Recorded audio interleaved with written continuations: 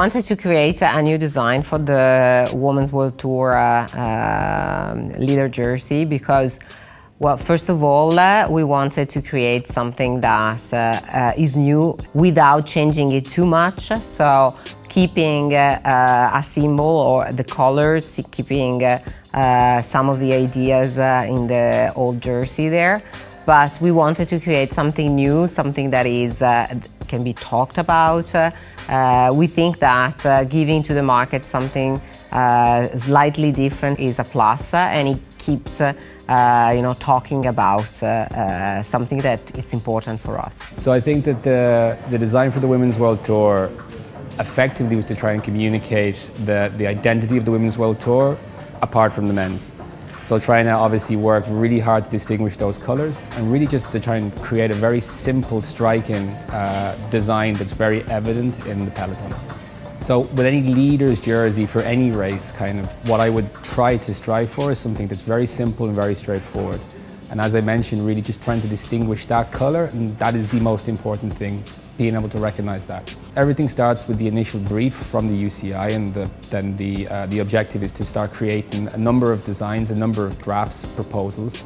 And really from that point on, we have to try and work with everyone involved in our facility, in our factory here, to create those prototypes to send back to the UCI for approval. Of course, the final decision is on top of the commission within the UCI. We have normally a brief and we work within the boundaries of that brief. Of course, it's very important that for the commission that the colors are kept, because the colors means recognition over the years.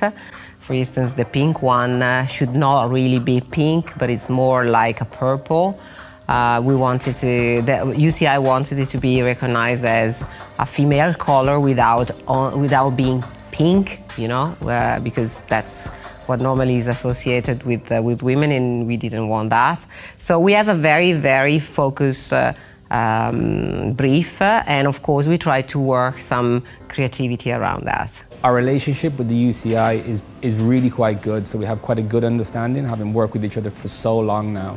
And there was obviously quite clear things, placements of logos, and as I said, the colours we have to use. But really for everything else, they left it up to us to try and create something that looked good.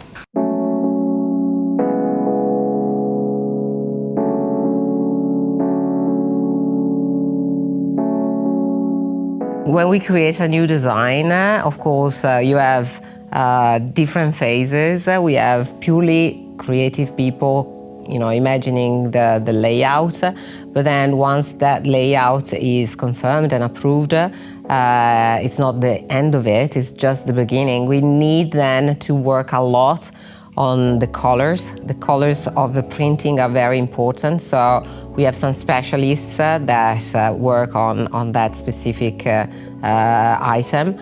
We do lots of proofs to see if the different colors and the designs and the shades are what we expect from the first brief.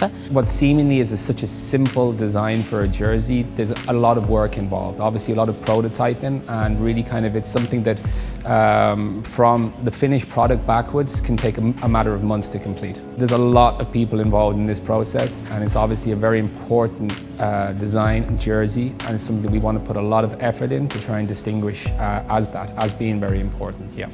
I think that what moves us is really the fact that we feel proud every time that we see one of our products on a stage or on a rider. Of course, when we see a rider crossing the finish line with their hands up, winning something, it's the best or the most proud moment of all.